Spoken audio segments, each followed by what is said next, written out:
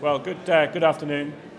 We're going to start pretty promptly because I'm afraid that we are fairly tight on time today because some teaching takes place here after this session, so we have to wind up promptly at 1:30, which means it's incumbent on me to be extremely brief in my introductions, which is easy to do because Nick Stern is well known to everybody here, has been back at the school for 3 years. Is it 3 years now? Two and a bit. 2.5 years as a professor after being in government and, of course, producing the seminal report on climate change. There is no doubt that this is a terrifically good moment to get an update from Nick because there may be people who still deny that the planet is heating up, but there's nobody who denies that the climate change political debate is heating up. And with the meetings this week in New York, where Nick was, and of course the preparations for Copenhagen, we are moving towards a really important inflection point in this whole debate. And Nick is extremely well placed to tell us how things are, having just flown back yesterday. So he's going to talk to us for 40 minutes or so, and then we'll have time for questions after that. Nick. Thank you.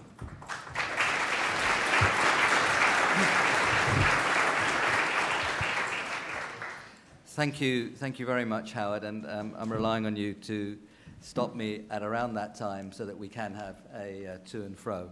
But first, let me begin by thanking the International Growth Centre for putting all this together, and thanking DFID, who is the primary sponsor of the International Growth Centre, for what I think is an extremely important initiative. I also would like to say that there are lots of people here I don't know, but there are quite a few people here I haven't seen for ages who I'm delighted to see here. You know who you are, and maybe we'll get a chance to have a word afterwards. Now, the title that I was given and which I accepted with cheerfulness was Green Growth. And that is, in large measure, what I will talk about, but I will talk about it in particular also. If I say in particular also, it's not regular, but I will talk about it also from the perspective of the recent movements that we've seen over these last few weeks. So I do think we're seeing strong signs of movement. Whether they will be strong enough and fast enough, I have my doubts, but at least they're in the right direction and of substance. And I think we all approach this as the International Growth Centre from an understanding that the two defining challenges of this 21st century are overcoming poverty and managing climate change. If we fail on one, we fail on the other. Climate change will, if unmanaged, rewrite the planet to such an extent that development will not only be stopped, it will also be reversed, with very profound effects on all the nations of the world. If, on the other hand, we try to manage climate change by placing obstacles to development for these next 2 or 3 decades, when we are seeing quite strong progress in overcoming poverty, if we try to manage climate change in that way, we will fail, and we will deserve to fail, to put together the coalition of all nations, which is fundamental to combating climate change. So I think we succeed or fail on those two things together. Fortunately, I think if you look carefully and are endowed with an optimistic nature, then I think you can argue, and I will argue, that we will be successful if we put our mind to it, and if we get together, and if we collaborate in rising to those two challenges together. Now, in all this, because it's absolutely fundamental to any analytical basis of this story, we have to begin by understanding the risks and the magnitude of the risks that we run. Much of economic analysis of climate change went badly wrong for a while. Not all of it, of course, but much of it because it didn't take on board the magnitude of the risks that are at issue. This is a risk management issue of an enormous scale, a bigger scale than we've seen in any other policy in the past. Let's just go through the very simple arithmetic of that. I will ask you to do mental arithmetic as we go along during the course of the lecture. Those of you who want to use a pencil and paper are free to do so, but you ought to be able to do this, much of this in your head. Now, we are around 435 parts per million of CO2 equivalent. That's CO2 plus the other Kyoto greenhouse gases. We're adding about 2.5 parts per million a year, and that 2.5 is rising. A century of that would be adding well over 300 parts per million. The 435 would go to something like 750 or more. Even if we stopped it right there, what would that imply? It would imply sometime towards the end of this century or the beginning of next, temperature increases relative to pre-industrial times, 19th century is the base we usually use, at 5 degrees centigrade. The world hasn't been at 5 degrees centigrade above mid-19th century since the Eocene period about 30 million years ago. We humans have been around for maybe 200,000, and that's actually quite a generous notion of sapiens in Homo sapiens. We haven't been around for about 200,000. We've been around for about 200,000. This is a 30 million rollback in the experience of the planet, not, of course, of humans. We have experienced 5 degrees or so lower very recently, 10, 12,000 years ago, the last ice age. What do we see? People moved. There were quite a lot of people around. I mean, nothing like now, but there were people around 10 or 12,000 years ago. They lived closer to the equator than the ice sheets.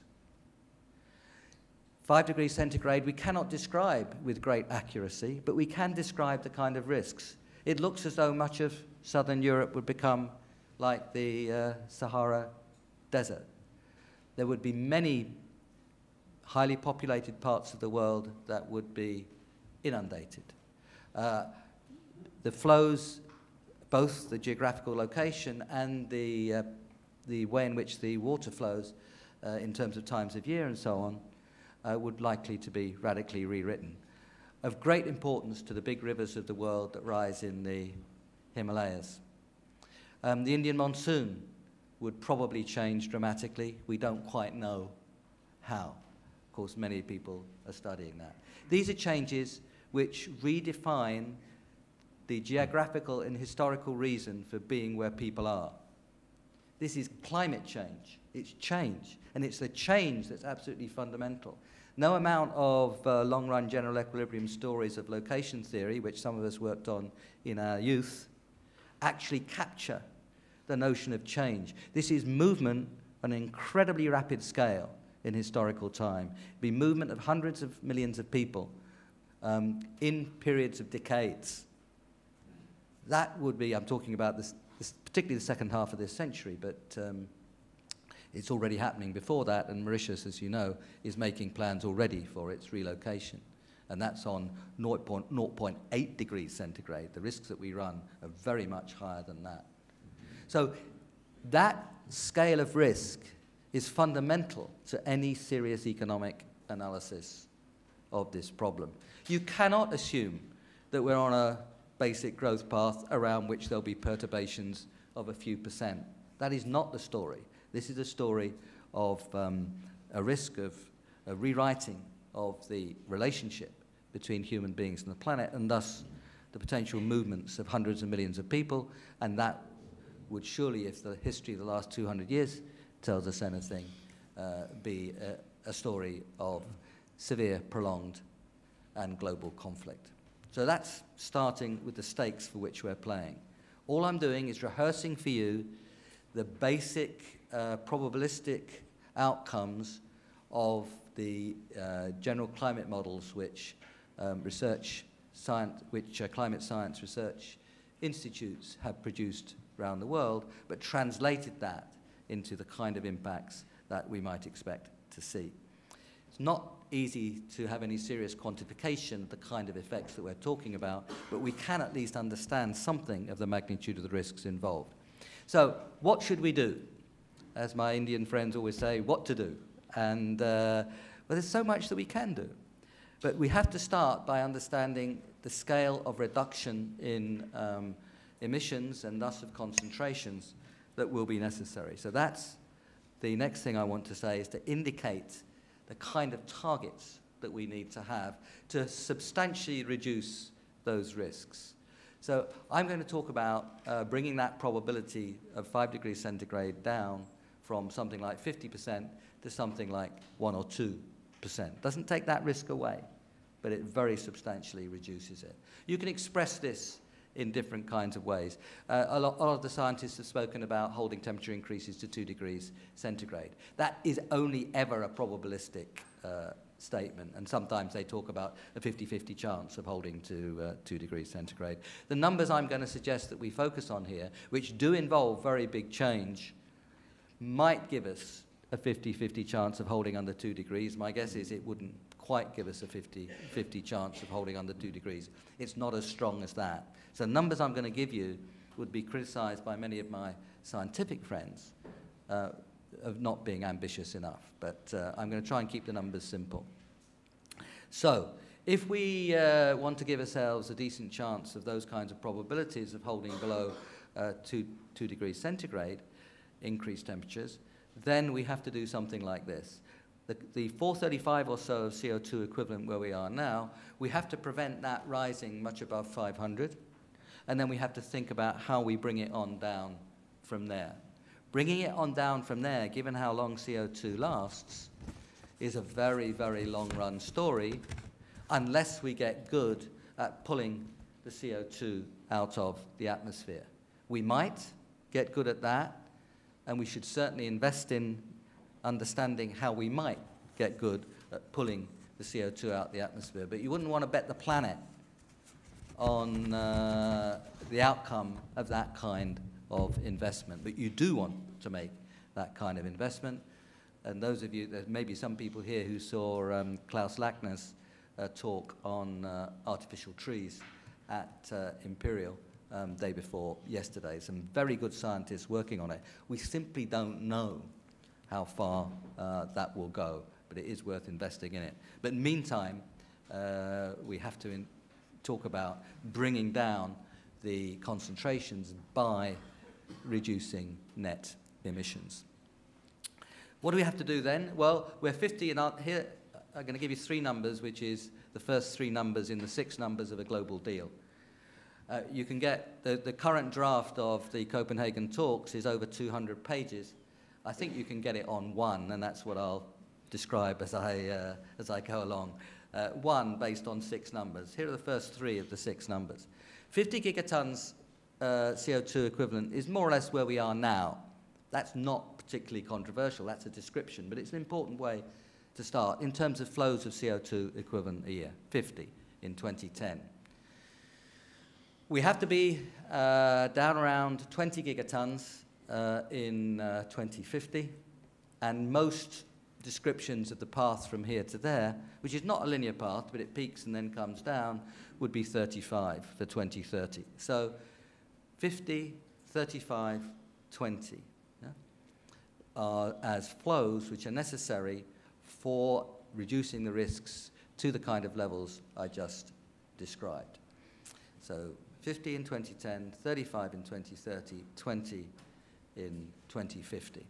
And let me underline that that's seen by many scientists as not ambitious enough, but they're round numbers, and I'm going to try and avoid decimal points in everything I have to say. Let's keep it to round numbers.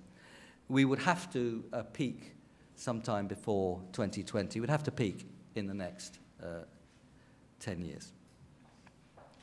What does 20 gigatons look like in terms of per capita for people? We'll be around 9 billion people in 2050. There seem to be an increasing number of contributions to this debate associated with increasing death rates in order to bring down population. That's not the subject of my talk. We'll be around 9 billion. I'm just taking the UN figures here of forecasts, I should say. Now, 20 divided by 9 is just over 2. 20 gigatons, where we need to be, maximum, in 2050, divided by 9 billion people, remembering that giga and billion are the same, is just over 2. We need to be around 2 tons per capita then. There won't be many people above 2 tons, sorry, there won't be many people below 2 tons per capita, so there can't be many people above 2 tons per capita. The average is the average. You know, this isn't Lake Wobegon where all the children are above average. The average is the average, and given that there really won't be many people that low, there can't be many people much above. That is not the same, and I probably better postpone this to question time, but that is not the same as an emissions permit allowance. The emissions permit allowance, a discussion of that depends on many things, including notions of equity and historical responsibility. My own view is that the emission allowances for the rich countries should be naught for some considerable time, given the history of the story and given what they're still doing, given just basic notions of income and wealth inequality. But that's another story. In saying that everybody should be around 2, I'm talking about actual emissions, not emissions rights. They're linked subjects, but they're not the same subject. But that's roughly where we have to be. United States about 25 plus now, tons per capita. Australia, Canada, something similar. Most of Europe and Japan around 10, 12. And India below 2, about 1.7. China about 6. And much of sub-Saharan Africa below 1. So the challenge of getting down to 2 is tough. But I think we can do it, and I'll discuss how we might.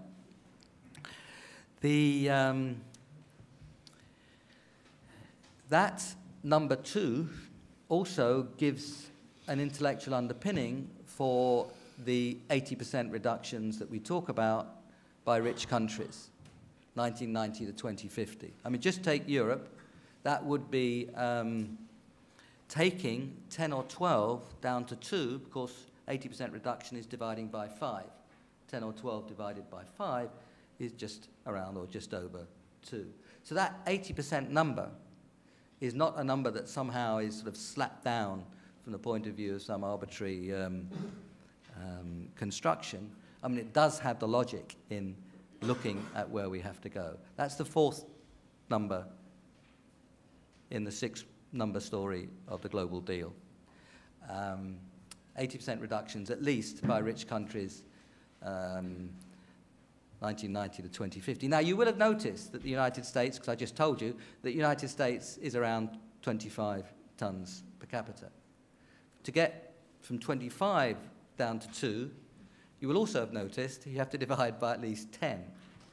So when Barack Obama declared that the United States would cut by 80% 1990 to 2050, what he really meant to say was 90%, but the contrast with his predecessor is so delightful and overwhelming that it would be very churlish, I think, at this stage to quarrel with that particular ambition. And of course, you know, as you get going, as you learn about these things, those differences, our perception of those differences will change, because we'll see much more clearly 10 years from now about how to do these things. So it's not worth fussing too much about that at this moment. And 80%, I think, reductions by rich countries 1990 to 2050 is absolutely fundamental, not only to the equity of a global deal, and actually from equity you can argue more strongly, but from the feasibility of a global deal, of actually getting to 2 tons per capita as an actual emissions story. Now, so basically, from the point of view of risk management, we know roughly where we need to go, and the basics of the targets are actually shared and understood. You know, at the G8 and G5 summits, the 50% reductions for the world 1990 to 2050 are basically in the language that the G8, G5 leaders are using, and of course more generally than G8 and G5. The 80% reductions have broadly been accepted in US, Europe, and Japan. So that kind of language in terms of, well, not just language, those kinds of numbers that we're using, I think, are now in the system, of course. Delivery and doing something quickly and not just talking about 2050 is very important. What do we have to do? And on this part of my talk, I'm going to be very quick because I want to go to where the global deal might go and to focus on the idea of green growth. But what we have to do is, of course, in the essence of what green growth means, so it can't go unremarked. The first thing is, well, three big areas of action, all of which we understand and are increasing our understanding of, and we'll learn a tremendous amount about along the way. Energy efficiency, low-carbon technologies, and stopping deforestation, and indeed, where we can, to start to afforest and reforest. So those are the three big areas of action. Tremendous potential in energy efficiency. McKinsey's has done a lot of work on that, but actually people have been demonstrating just how much they can get out of energy efficiency. I mean, one very big, often quoted example, but it is important, is that DuPont took out $2 billion a cost on energy by just focusing on the issue.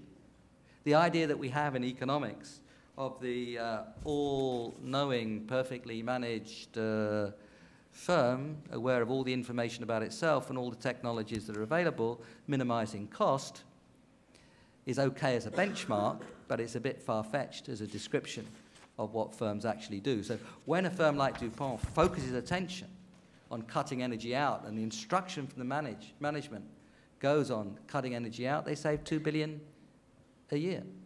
So looking for things actually is the first step to finding them.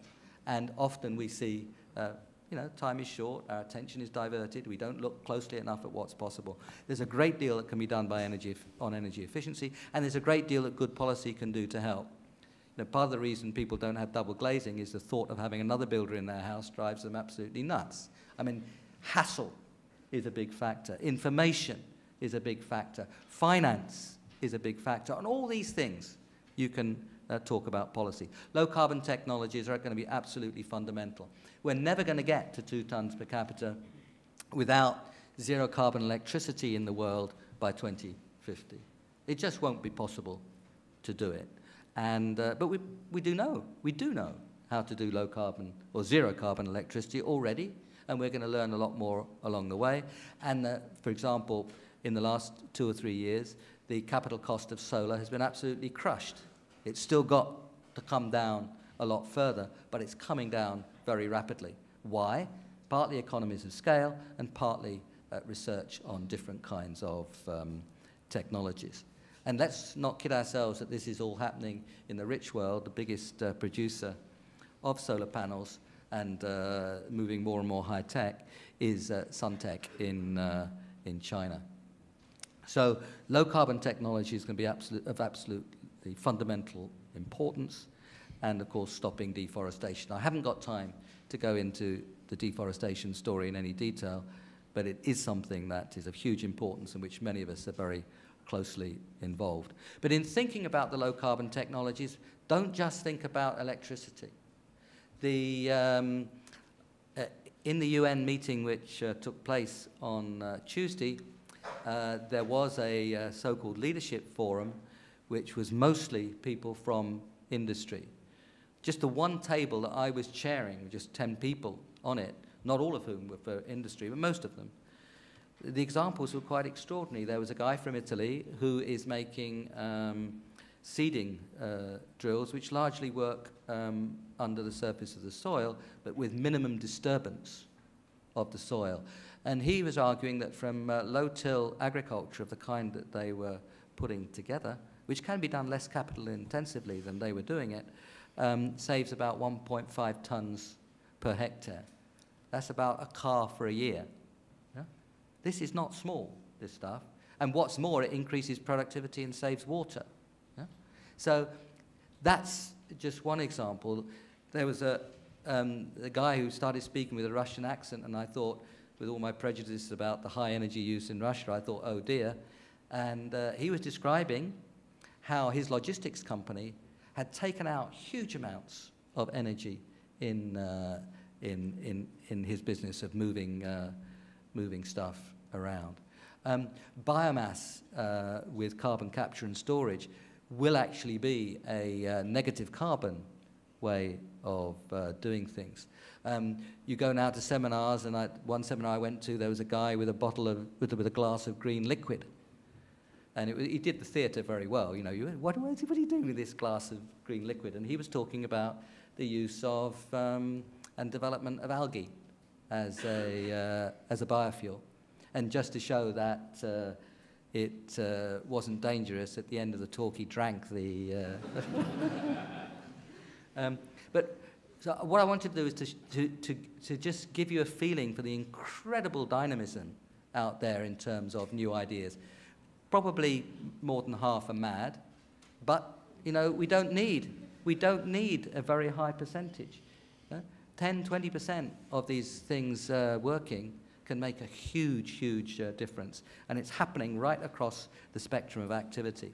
I just insulated my 15th century farmhouse in Sussex with stuff that was like that, which performed much better than the stuff I'd used in my previous house, which was like that. You're seeing technological progress in windows, technological progress in all different kinds of roofing, in public transport, in managing the infrastructure and so on. This kind of technical progress has been unleashed with dramatic effect over the last few years. And I don't want to pretend that technology is going to provide the solutions to everything. Tough, strong, sensible economic policy is absolutely crucial. But the ideas are certainly there. The economic policies that we need, I think we have begun to understand as well. This is the biggest market failure the world has ever seen. There are very big effects from emissions of greenhouse gases, but we don't deal with them through incentives. I could go on, but basically the story is we've got a good idea of the targets, we can see the areas of action, we can see many of the technologies coming through, and we know the kind of economic policies, from prices of carbon in various forms, to regulation and standards, to promoting new technologies, to promoting much more collaborative behavior, and so on. These are the kind of policies that we need. So roughly speaking, we know. No is too strong, but I mean know enough to get started. Let me use know if it's interpreted as know enough to get started well. So we know the kind of targets we have to have, we know the kind of areas we have to act, we know the kind of technologies we're going to need to use, and we know the kind of economic policies which can give the incentive structures. What's missing? Well, the political will to go there and collaborate. So that's key to the whole story. That's what Copenhagen is about. And the last part of what I want to talk about is about that. And I want to express it in a way that focuses on the two defining challenges of overcoming poverty and managing climate change, and the title of the talk in terms of green growth. And I'm now talking about a paper which went up on the web at the LSE on Monday, which put together with a number of collaborators who are here, and which I gave to the environmental negotiators for Copenhagen, who were gathered in a very affluent golf club just north of New York prior to the meetings. I'll give the simple arithmetic in terms of China, but it's not just China. And you can see when I give the arithmetic, it isn't just China, and I'll point to the kind of numbers for other countries as well. But let's start with the assumption that China and India and other parts of the developing world have the challenge of overcoming poverty, and that growth will be a big part, not the only part, but growth will be a big part of the response to overcoming poverty. And let's suppose that China and India, different assumptions for other parts of the world based on historical experience over the last decade or so, but let's suppose that China and India are going to continue to grow at 7% for the next 2 decades. 7%'s not so far away from historical experience, a bit more modest than China has experienced, but also 7% has the virtue of being easy to do for arithmetic. 7% doubles in a decade. Yeah? 2 decades of 7% growth multiplied by 4. China's total emissions now are 8 gigatons per annum CO2 equivalent. So what if China grew at 7% and emissions per unit of output stayed constant? Well, 8 multiplied by 4, 32, I hear you cry. What's the total number you wrote down a little while ago? 35 for the total for the world for 2030. It is clearly not feasible to satisfy our global carbon constraints and for China to grow at 7% and to keep emissions per unit of output constant. Well, which of those three numbers, growth 7%, carbon budget for the world, emissions per unit of output, which one do we want to break? Well, it's obvious, right? We want to break emissions per unit of output. But what I'm arguing, and just through that basic, simple arithmetic, we're not just going to break it, we've got to make a very, in the sense of, pulling it back in some sense, we've got to actually change it by a factor of 4. Now, can that be done? I think the answer is yes. And again, I'll give you another little bit of arithmetic. We've got to halve, in a decade, emissions per unit of output. In other words, multiply by 0.5 emissions per unit of output. Some parts of the world work in 5-year plans, 2 5-year plans in 10 years. So what have you got to do if you want to multiply by 0.5, in other words, divide by 2, if you want to multiply by 0.5 in a decade, then in half a decade, 5 years, you have to multiply by the square root of 0.5. Now, you all remember what the square root of 0.5 is. The square root, in case a few of you have forgotten, the square root of 0.5 is 0.71. In other words, you've got to cut by 29% emissions per unit of output in a 5-year plan. China, in its 11th 5-year plan, which runs out at the end of next year, cut emissions per unit of output, cut energy, or will have cut energy per unit of output by 20%. Well, if it did that again in the 12th 5-year plan, cut energy per unit of output by 20%, and changed emissions per unit of energy by just 10%, what would it have done? Well, it would multiply by 0.8 for the 20% off energy per unit of output, and it would multiply by 0.9 for the 10% off emissions per unit of energy. 0.8 times 0.9 is 0.72, which is a 28% reduction, close enough to the 29% we're talking about. This is possible. It really is possible, but it needs a huge effort. Now, the calculations which we set out in the spreadsheet in the paper that went up in the web, all of you know it's www.lse.ac.uk. The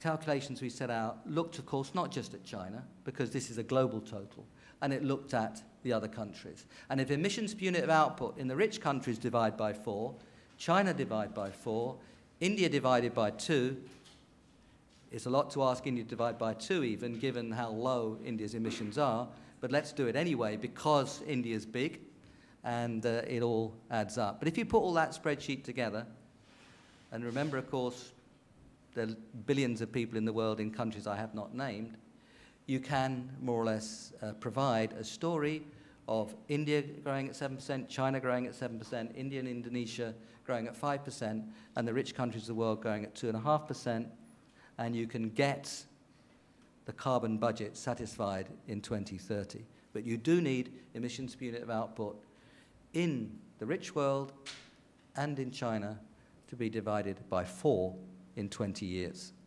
Now, that sounds a lot, and it is a lot, but as I began the discussion by describing the kind of areas of action, areas of technique. Now, in Wednesday last week, I spoke in New York to a group of investors who between them manage 13 trillion of assets.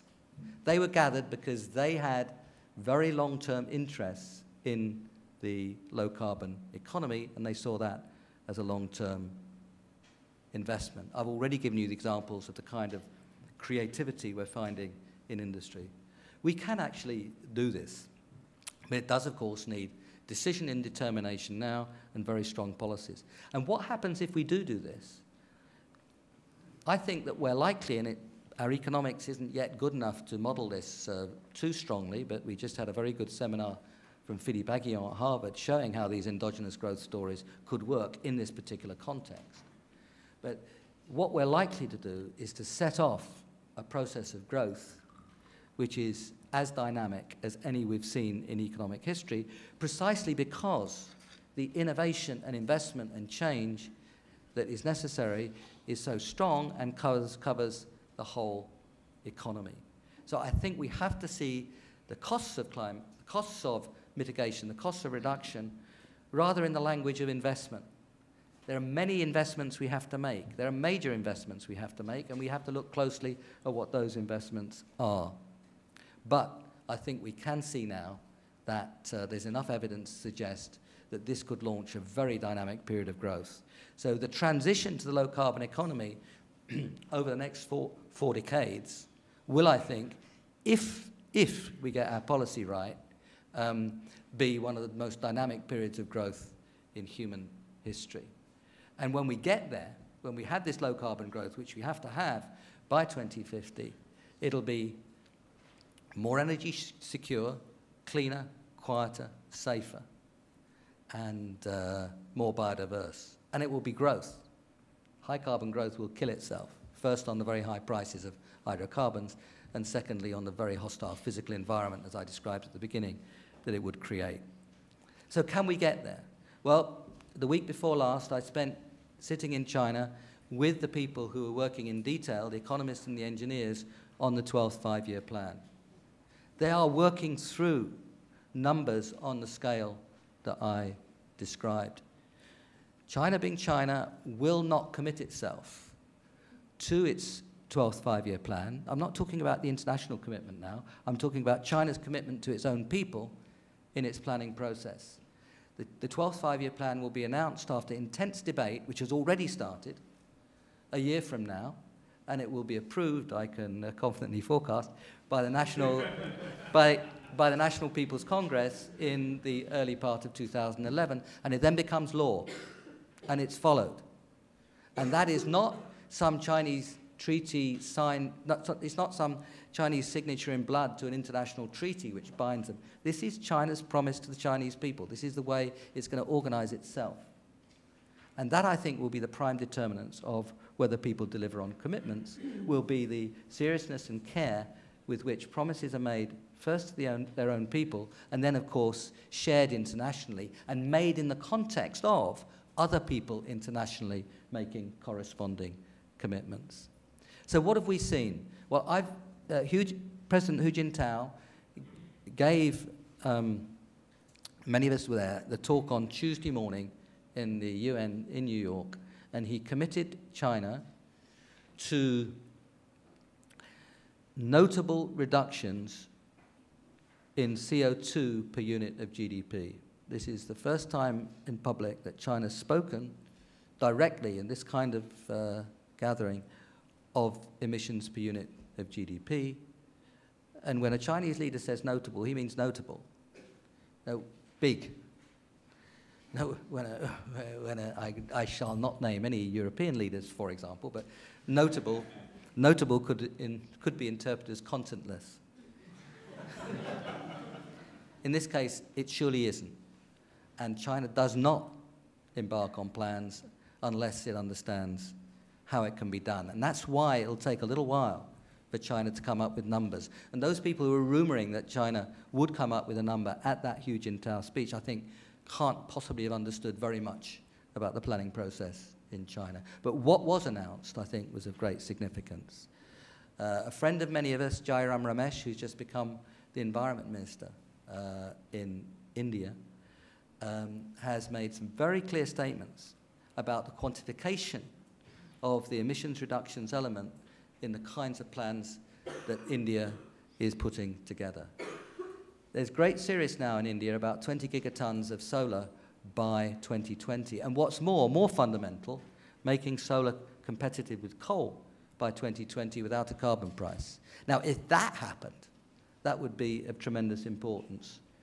And it's surely in the interest of the whole world to put a few billion dollars a year behind India's efforts to do that. The payoff could be enormous.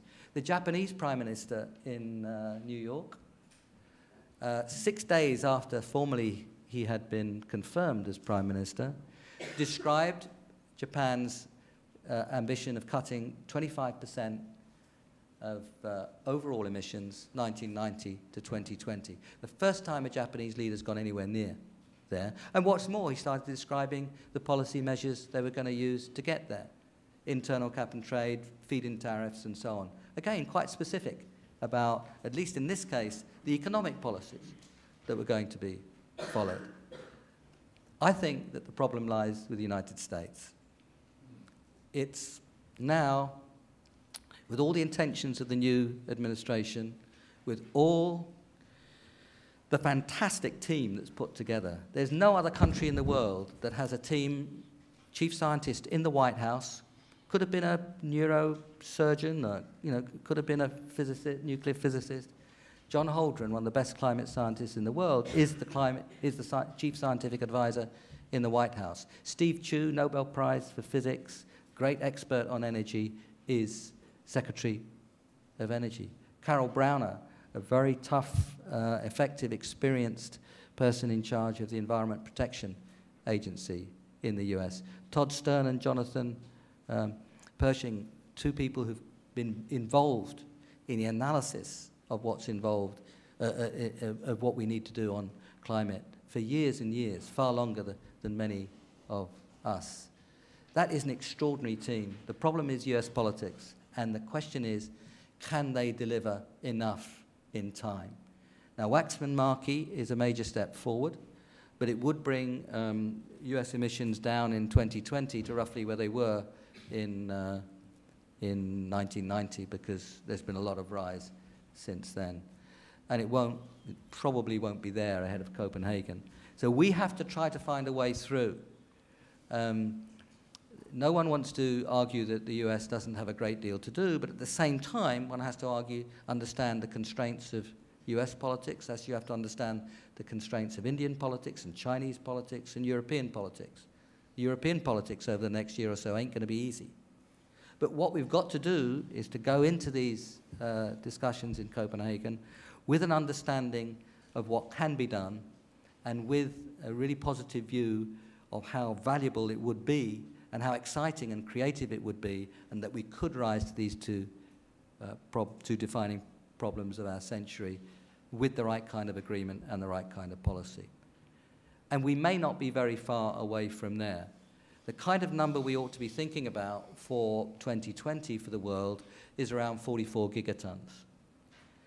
If you look at the kind of intentions on the table now, if you put together some simple assumptions on announced policies in Europe, which has their targets, on announced policies in Japan, which has their targets, on the kind of policies which are already being pursued, and roll them forward in China. If you look at India's announced measures in its climate change action plan and some of the more recent ideas on solar, if you include Waxman-Markey, if you put all those together, we may be reducing something like 56 or 57 gigatons from business as usual in 2020 down to about 48 or 49. We've got 4 or 5 gigatons to go in that kind of agreement. This isn't impossible, either in terms of international discussion or in terms of technology or in terms of economic policy.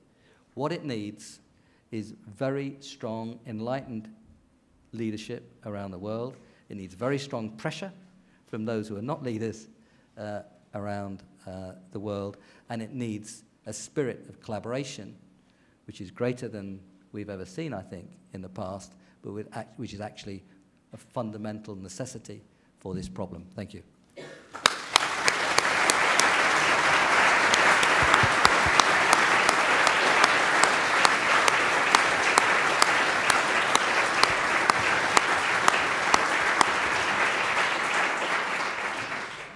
Well, now it's time for your test. For those who haven't got pencils and paper, the stewards will bring them round. And those numbers, we're just going to go through now. Actually, we've just got time for a few questions, and I think I caught somebody at the third row from the back. Yeah, let's start there. Wait for the microphone to come to you, say who you are, and off we go. Thanks. Hi, could you please tell us what does consumption and lifestyle look like in the first world in 2050 with a 2-ton per capita carbon emissions, considering that today 2 tons is roughly equivalent, a little above sub-Saharan Africa, and that essentially everything we eat, everything we wear, and everything we own is made of and with hydrocarbons. And what I'm really asking, essentially, is consumer-based capitalism compatible with a long-term human civilization with the natural world? Thanks. I'm going to take 2 or 3. I'll take one right on the front row, if you could.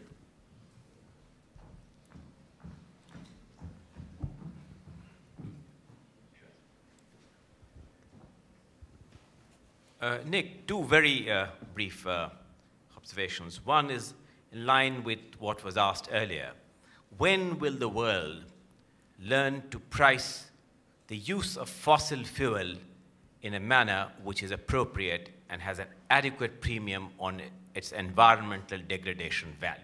Because as long as you have distortionary pricing of fossil fuel in which you subsidize the use of fossil fuel so extensively in the United States and other parts of emerging markets, that's one big thematic worry. The other big worry that I have is when will the dialogue in large developing countries like India, particularly in parliaments, change? That this stuff that you're talking about is not a new form of colonialism called environmental colonialism, but that it is possible to harmonize the objectives of growth and poverty alleviation along with the protection of the planet. Do you want to do with those two?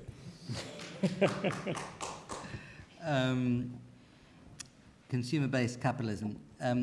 As I described the story, what we have to do, even actually if we don't grow very much from now, because the emissions we have now are so much higher than the world can take, what we have to do is to break that link between consumption and output on the one hand and emissions on the other. And it means essentially stopping and reversing deforestation. It means in these next 2 or 3 decades moving a long way on energy efficiency, but basically it means zero carbon energy, and there are alternative sources of energy. We have to go for low till, low water agriculture, but we already know enough, I think, to see that that can be quite productive. The work, in the very long run, the Earth could probably cope with something between 7 and 10 gigatons, so that 20 in 2050 has to go on down to less than half that in the very long run. So basically, whether or not we grow, we're going to have to break that link between consumption and output and emissions. So the answer to your question will depend on how successful we are in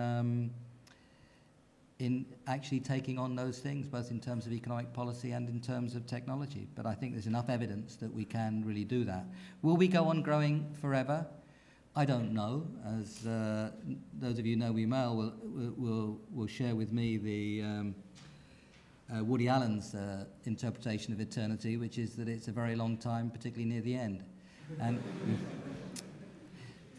the question is, could we grow and could we decarbonize growth over the next 30 or 40 years? I think the answer to those questions are yes, with the right kind of policies. At that point, we'll have learnt so much, I think we could return to the question that you're asking. But I think within the story of capitalist-based economies, that with the right kind of policies, we could do it, and that's the challenge. The experience of alternatives to capitalism hasn't been that cheerful, and I think it's very important to try to understand how we can get there within the system that we've got, because if we can only get there by radical change in the whole system of the way we run societies from the point of view of markets, if that is necessary, I would doubt very much that we could manage to do this. Now, N.K. Singh, those of you who don't know, should know that N.K. Singh is a member of the Rajya Sabha and a very distinguished long-term economic civil servant in India. Pricing of fossil fuels is at the moment one of the most outrageously destructive policies that you see around the world. Something like $300 billion of subsidies on hydrocarbons. Yeah, I mean, talk about distorting prices. It's bad enough not having a price on greenhouse gases, but we're much, much worse than that as a world in price distortion. And 300 billion is, within the range of many people's costs of actually just of managing the change to the low-carbon economy in these next few years. So a fundamental part of the story is not only a price for greenhouse gases, but stop subsidising fossil fuels. And there are quite extraordinarily labyrinthine ways in which that happens in many countries of the world, including the USA. But very far from only the USA. Now, when will parliamentarians around the world understand this story? Well, I hope soon, NK, with your help. It will be soon. But I think there is a very powerful democracy and pressure and understanding story here. Unless there's... some leaders are visionaries, and some leaders are visionaries and effective. Any examples of but people in leadership positions, however enlightened they are, and joking aside, there are enlightened leaders on this issue around the world, they have to feel the pressure. Now, the appalling John Howard was thrown out by the glorious people of Australia, and Kevin Rudd was elected. It's very nice to be back at university. You can sort of say outside...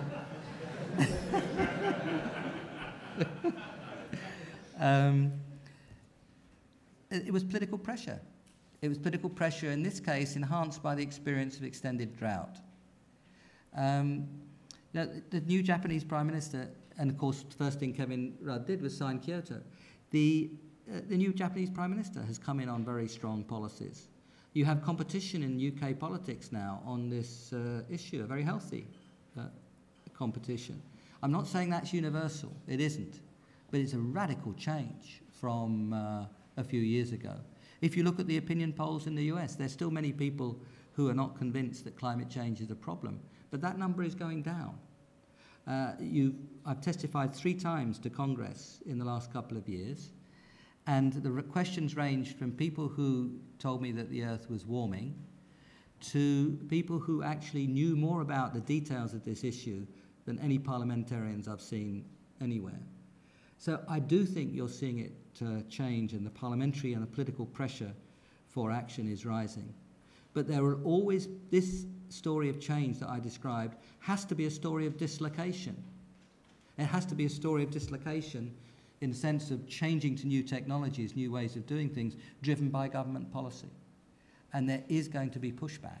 And that's why public pressure, public understanding is so important. It's why leadership from people in business who see the enormous opportunities out there.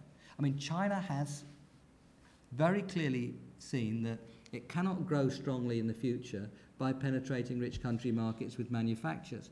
It's been so successful that the growth there will be much closer to the growth in the rich countries, 2.5% or so. That doesn't give you 7 or 8% growth. And they've seen very clearly that one of the big, not the only one, but one of the big routes to growth in the future will be low carbon technologies. So it sees huge markets there, and I think it's likely to be before long, arguably on some dimension, it is already a big leader in those markets. Let's take just a couple more quick questions. I'll take one right next to you there. Hi, you mentioned carbon capture as a method of tackling emissions. Having worked... Hello? Right here. Having worked as an environmental campaigner in the States, I know that there's a lot of reticence amongst the NGO community about carbon capture and sequestration. So I was wondering whether you personally endorse it, and if so, where would you advise we put the carbon? Thank you. One down here. There, third row.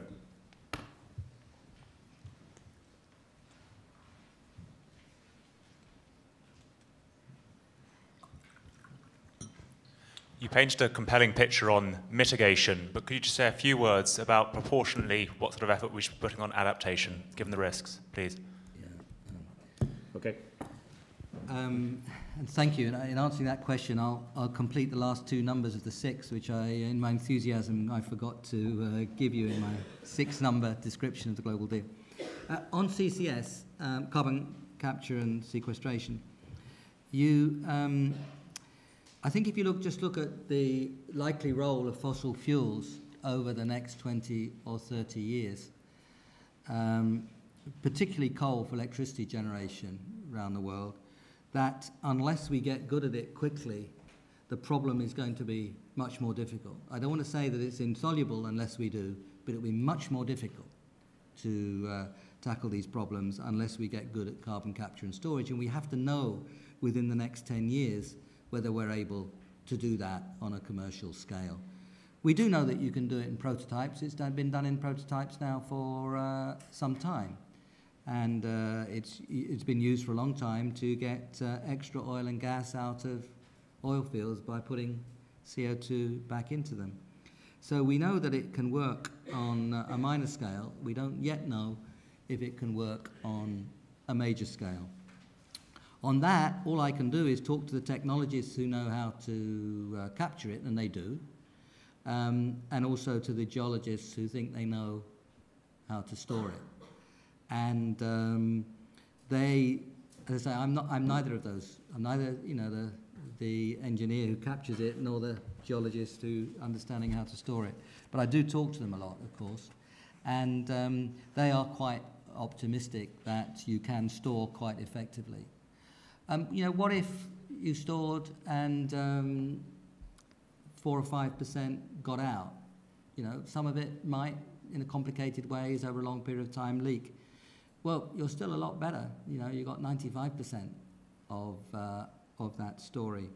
But we do have to know, and we do have to experiment and develop the prototypes. And we'll probably need about 30 commercial scale prototypes over the next 10 years, given the different kinds of coal, given the different kinds of, you can do it pre-combustion, post-combustion, given the different kinds of geology. In order to get that understanding, I think we're going to need 30 or so prototypes quickly. So I think I would guess that it is going to work, but we've got to find out much more than that, and the only way to do it is to look at prototypes. It's not for me to go around blessing different forms of technology. I mean, I do think that we're going to need many forms of technology, including CCS and nuclear and biofuels, but I do think that the strongest potential is likely over the years to be in solar, and the technical progress is most rapid there. But we've got to get from here to there, and I think that CCS will be an important step along the way. You're quite right to pull me up on adaptation.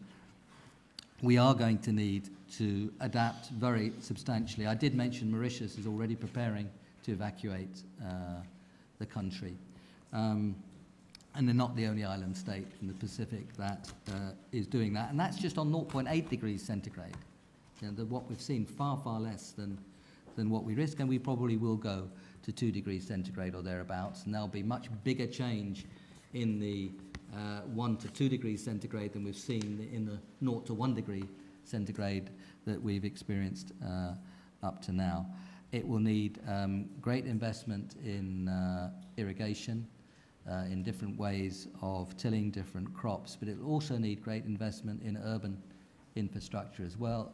Water supplies will be under threat.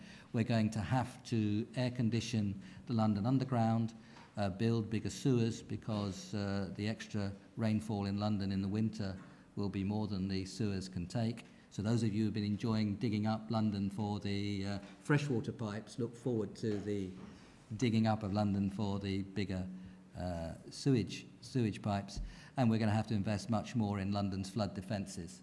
I'm pretty confident it'll be okay for the 2012 Olympics, but which is, of course, all in a floodplain.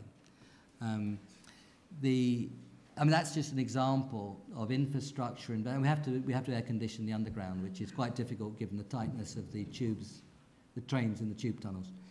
This is just one city which is less fiercely affected by climate change.